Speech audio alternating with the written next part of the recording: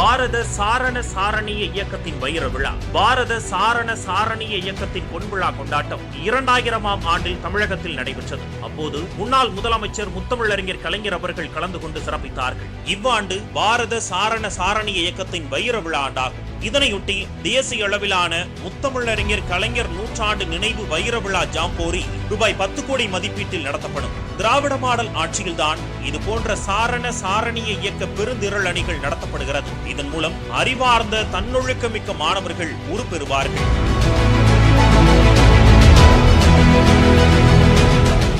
காலநிலை மாற்றம், சுற்றுச்சூழல் பாதுகாப்பு, கல்வி. இயற்கையோடு இணைந்து மாணவர்களை இயற்கை சூழலை நேசிக்க செய்வதன் மூலம் காலநிலை நெருக்கடி மற்றும் பல்லுயிர் இழப்பு போன்ற உலகளாவிய பிரச்சனைகளை தீர்க்கமாக அறிந்து அதற்கான தீர்வுகளை மாணவர்களே கண்டறியும் வகையில் உரிய பயிற்சி அளிக்கப்படும். இத்திட்டம் ரூபாய் 2.32 கோடி மதிப்பீட்டில் மேற்கொள்ளப்படும் என அறிவித்துள்ளார் மாண்புமிகு பள்ளிக்கல்வித்துறை அமைச்சர் அவர்கள். இதன் மூலம் பிறப்பொக்கும் எல்லா உயிர்க்கும் எனும் கருத்தை அரசு பள்ளி மாணவர்கள் ஆழமாக புரிந்து கொள்வார்கள். இயற்கை வளம் பாதுகாக்கப்படும்.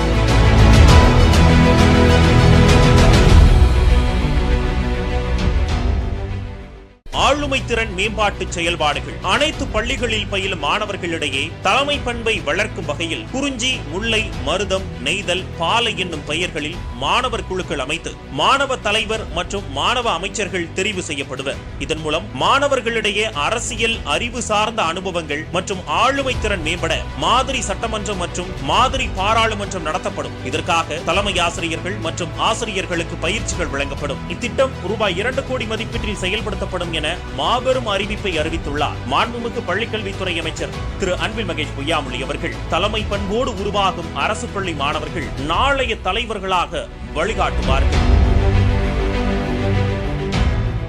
அரசு பள்ளிகளில் உயர் தொழில்நுட்ப ஆய்வகங்களை தரம் உயர்த்துதல். அரசு பள்ளி மாணவர்கள் கணினி தொழில்நுட்பம் மற்றும் குறியீடுகளை நடைமுறை பயிற்சியின் மூலம் கற்று தேர்வதற்கு அரசு உயர்நிலை மற்றும் மேல்நிலை பள்ளிகளில் செயல்பட்டு வரும் உயர் தொழில்நுட்ப ஆய்வகங்கள் வளர்ந்து வரும் தகவல் தொழில்நுட்ப வளர்ச்சிக்கேற்ப படிப்படியாக தரம் உயர்த்தப்படும். முதற்கட்டமாக 2024 2025 கல்வியாண்டில் 1000 மாணவர்களுக்கும் மேல் பயின்று வரும் அரசு பள்ளிகளில் உள்ள உயர் தொழில்நுட்ப ஆய்வகங்கள் 58 கோடி ரூபாய் மதிப்பீட்டில் தரம் உயர்த்தப்படும். இத்திட்டத்தின் மூலம் அரசு பள்ளி மாணவர்கள் கணினி தொழில்நுட்பத்தில் வல்லுநர்களாக உருவாகும் வாய்ப்புகள் அதிகம் உள்ளது.